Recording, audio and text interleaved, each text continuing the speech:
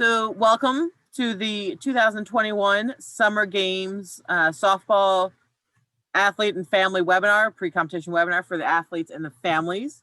Thank you guys for joining us tonight. We will get started. My name is Melissa Anger. I am the SOMD staff liaison, staff lead for softball.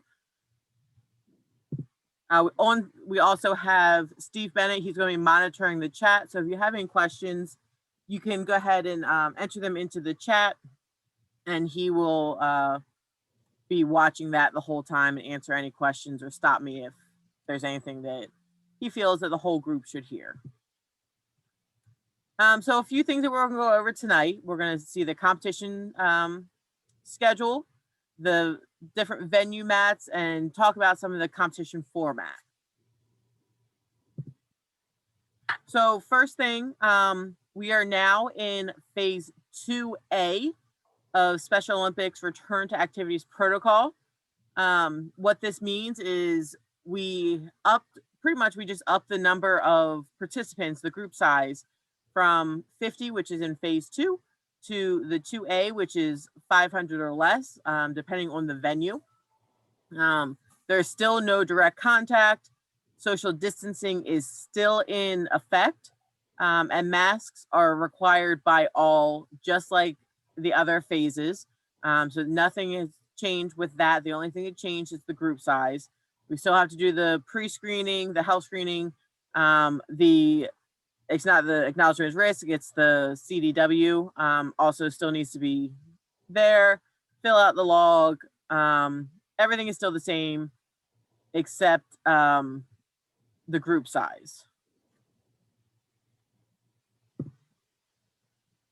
So looking at the schedule, this is a copy of, all your coaches have already seen this, but this is a copy of the starting divisions and stations of where you're going to be starting on Friday. So we are going through 2 rounds. So these are the preliminary divisions and starting stations. So this is going to be the group that you're going to be walking around with for the first round of the competition on Friday. So we have a couple people on here. Julie, you're going to start at the pitching station. You have another Hartford athlete, 2 Hartford athletes with you, so you know them, along with Matt Stroud from Anne Arundel. And so, again, it's the same concept as we had on May 16th, but this is just the new divisions that we had set. And again, your coaches have these, and we will have these for at the competition as well. So you don't have to memorize these, but it's just something for you to see ahead of time.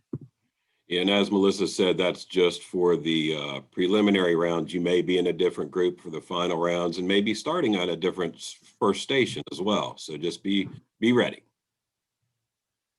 Thank you, Steve. Yes. So health screening will start at 9 a.m. So you have to be there at 9 a.m., no later than 10 a.m. Preferably before that, but health screening will open at 9. We'll get everyone into their stations at 10. At 10:30, we will have our opening ceremonies, and we're actually going to move it over to field 5. That was the last second change that we just did. So opening ceremonies will take place on field 5, which is the same field that the awards will take place on later in the day. So at 11 o'clock, we will start the preliminary rounds. We will also be, during opening ceremonies, you'll be standing with your division and with a group that you're going to be with, and the volunteers that are going to be with you as well. So you'll be with them before opening ceremony, so that's going to be easy for you guys. As I mentioned, the preliminary round will start at 11 a.m. We're going to have our lunch break starting at noon. We figure the station should only take about an hour or so, but we gave an hour lunch break just in case someone goes a little bit over. We have that hour lunch break in there as well. We have our final division, so you are asked to come back at 1 p.m. and ready to play for your final divisions. So during that lunch break, myself and my other management team members will be creating the new divisions for the final round. Those are going to be based off of the scores from the preliminary round. We will start the final rounds at 1:15. And then once those final rounds are done, once you're done all 5 stations, your escort will bring you over to field 5. And from field 5, you'll get your awards. I'll show you a map in a second, but on field 3, we will have what we're calling, I guess you can say, photo booths. We're going to have 2 sections set up on the field on the backstop with some banners and stuff like that you can take pictures. We are not allowing parents or spectators on field 5 at any time for opening ceremonies or awards. So you will have to take pictures of the athletes from off of the field or from over at field 3 once they've received their award. We just have to keep everyone the 50 feet away. So keeping the spectators off of field 5 is the best way to do that. So looking at some venue maps, this is just an aerial view of the Kiwanis Wallace Park. And you can see this is here, the pavilion right here. Right here is field 5. So this is where opening ceremonies and awards are going to take place. I lost my mouse. Oh, there it is. Sorry. Field 3 is right here, and this is where the pictures are. You can take the pictures. It looks like it's a little farther away from the pavilion. It's really close. It's right next to it. All the parking is in this area, so it's right there around the parking and the pavilion where, and field 5 where they're going to be checking in and getting their awards and all of that stuff. But the same setup as before. Base running is on field 12, throwing field 6, hitting for accuracy is on field 7, pitching is field 9, and hitting for distance is field 11. So it's the same as it was on May 16th. Not much different, except that we added field 5 and field 3 this time. This is just another version of the map. So it kind of shows where field 5 and where field 3 is. But again, same as we just saw, just a different layout.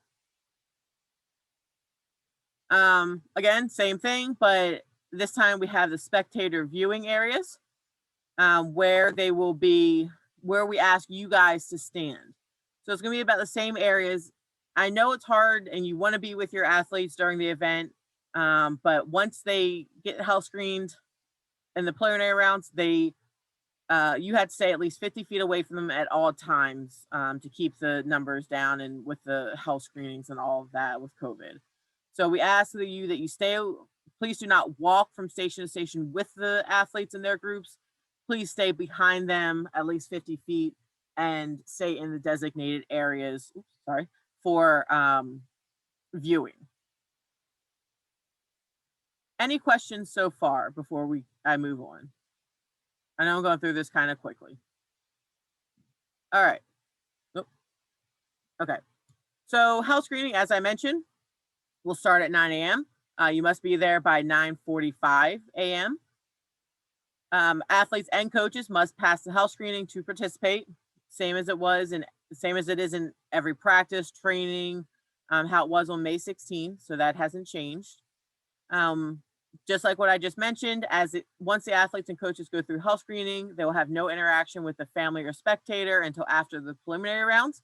Obviously, during the lunch, you can see them, but then once they come back to us, there is that separation again. Big thing, as I mentioned before, masks must be worn at all times when not participating in physical activity. So if the athlete feels comfortable when they're running the bases or physical activity, they can take off their masks, but when they're walking from station to station or waiting their turn at the station, they must take that mask off. So the competition format, as I mentioned previously, the athletes will compete in 2 rounds of play. We'll have the preliminary rounds and the final rounds. There will be a lunch break between the rounds. This year, because of COVID, lunch will not be provided for the athletes, delegation members, or volunteers. This is something that we have to do because of COVID and the contact and everything. You must either bring your own lunch, which we strongly recommend, or you can purchase it. The concession stand at Kiwanis will be open for purchase. The big thing with that is there's going to be a lot of people going up there at one time. We ask you to be patient with them. Okay. They know it's a short turnaround and a very quick turnaround. They have assured me that they are going to have extra hands there to help, but please be patient with them. They're going to be working as fast as they possibly can. And so please just have patience with them. And if possible, maybe the parents, if they're going to buy something from the concession stand, buy it ahead of time, right before the athlete is done, so that they can have it ready. But there is going to be a big rush around noon when the first round is over. The pavilion where we are doing the health screenings will be used as our control center and will not be open to the athletes or families to sit in during the lunch break or just to hang out in at all. We are lucky that they allowed us to use it as our control center and to do the screenings, but at the same time, but we can't have that many people sitting at the tables together.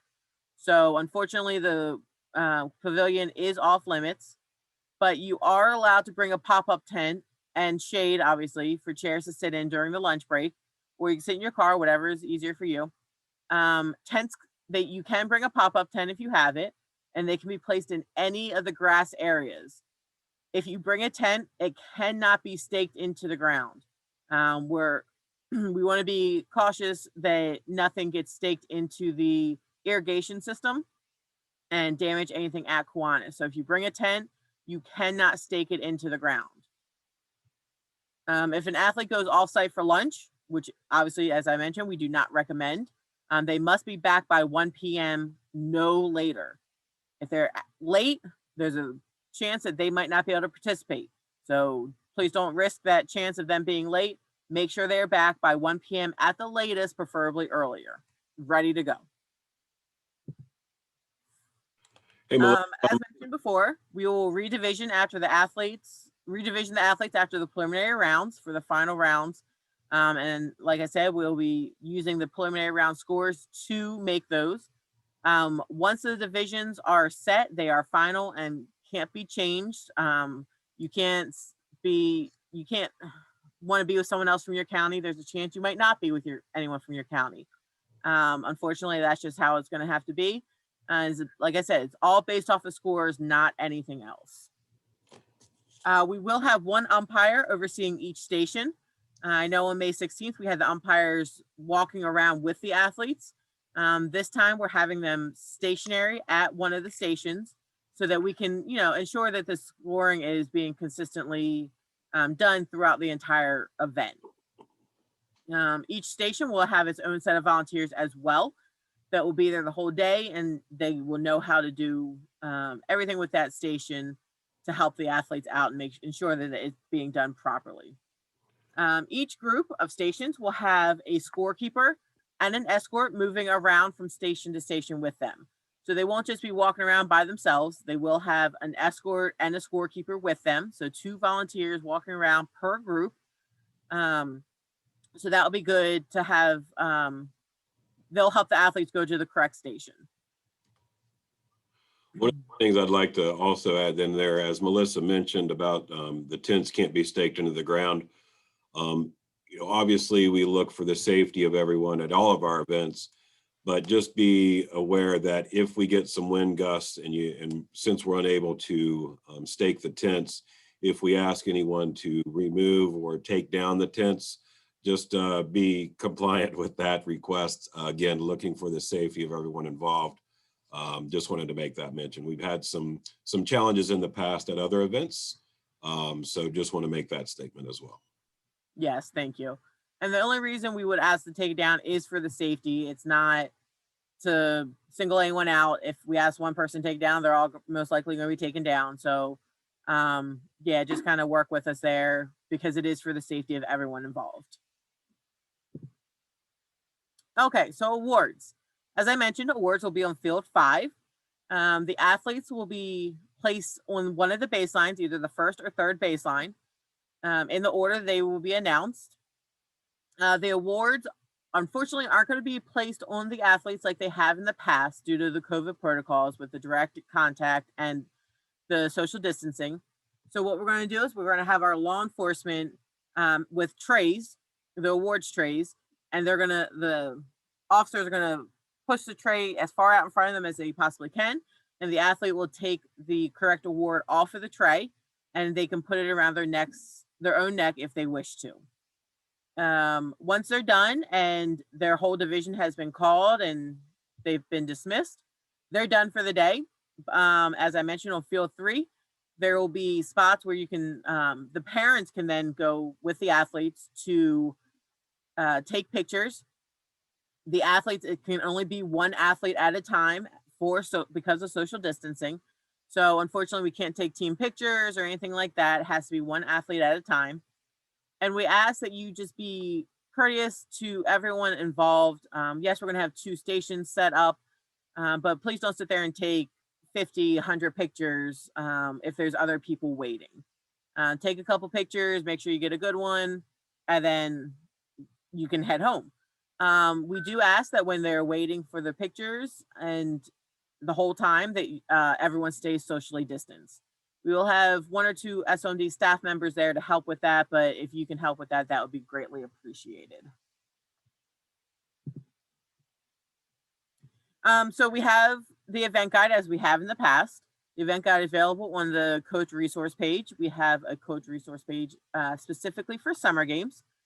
There you will find the whole event guide as well as just the softball portion.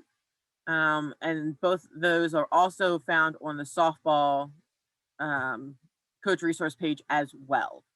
We will have medical there thanks to Howard County EMTs. They will be there to help the athletes throughout the day if anything is needed.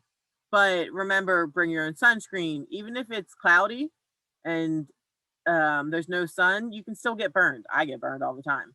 So bring your own sunscreen. Encourage water, encourage athletes to drink throughout the day. We want to make sure you stay hydrated.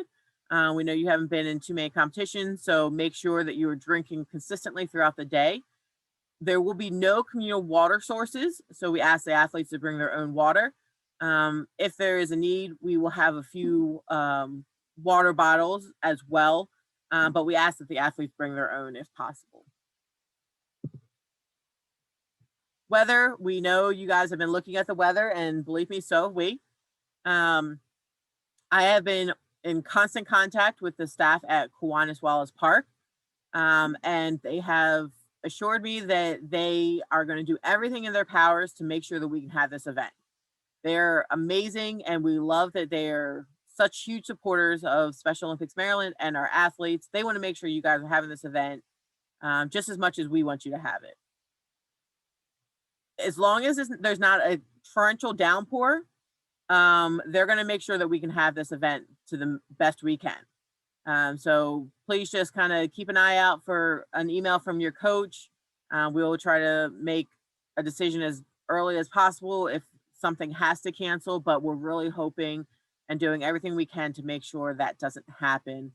I will be constantly looking at the weather to make sure that we can have this happen. But like I said, myself, the sports management team, the games management team, we are in Kiwanis Wallace Park. We're all making sure that we're doing everything possible to have this event for you guys. This is just a reminder that families and spectators, as I mentioned before, if you're not credentialed, you will need to stay in the marked areas and at least 50 feet from the groups at all times. I know that's redundant and I've said it multiple times, but it is extremely important that this is followed. There's no intermingling during competition. So there are some summer games volunteer opportunities still available. Softball and cheerleading are full, but I believe there's still some opportunities with bocce on Saturday, June 12th, or athletics on Sunday, June 13th. If you're interested or know someone that might be interested in volunteering, you can go to this website, our website, somd.org. And then below is the volunteer opportunities page. sign up.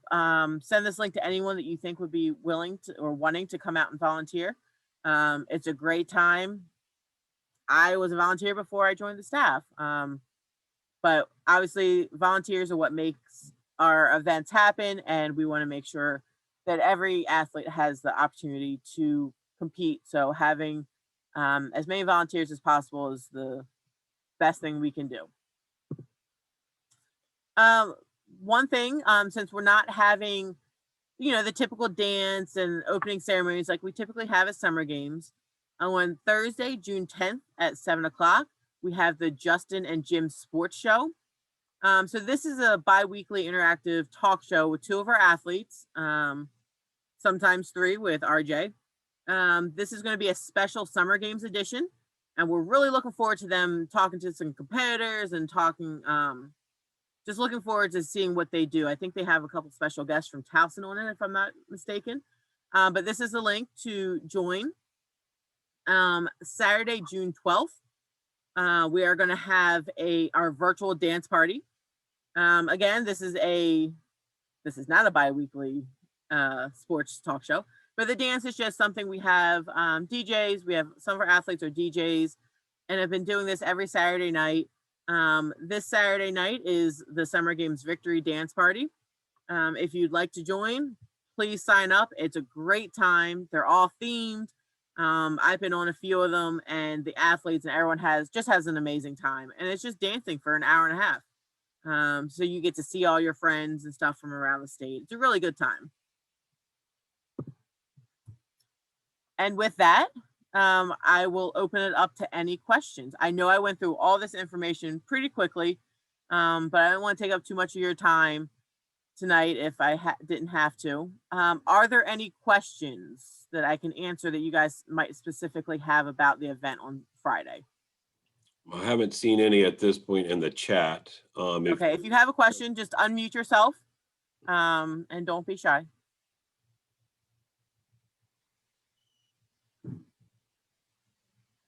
All right, doesn't look like we have any questions. If you have any questions, please reach out to your coach first. And if they don't know the answer, then they will reach out to me. But I'm really looking forward to this weekend or this Friday, and I really hope you guys are too.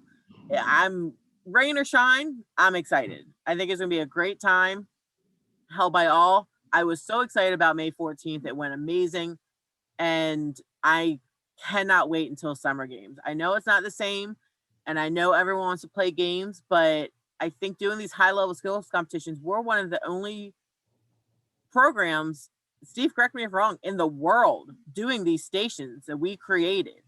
We have coaches that help create these stations, so we're the only ones in the world doing them, which I think is pretty cool. So that's something that you guys should be really proud of. You're making that step forward and really having that, and I think it's going to be a good time. I'm happy that we're able to do something, so I hope you are too, and I hope you guys have a great night, and I can't wait to see you. Yeah, I echo that. And as Anger said, with the management team and the coaches and others that were involved in creating the high or advanced level skills, yeah, we are the only ones doing something like this that I'm aware of in the world. So again, just kudos to you guys as athletes, families who are supporting the athletes, coaches, and everything to encourage this activity and partake in the opportunities that have been made available. And again, without you guys as families and support of the athletes and other areas of the organization, we are not an organization. So we appreciate you guys as family members in support of the athletes.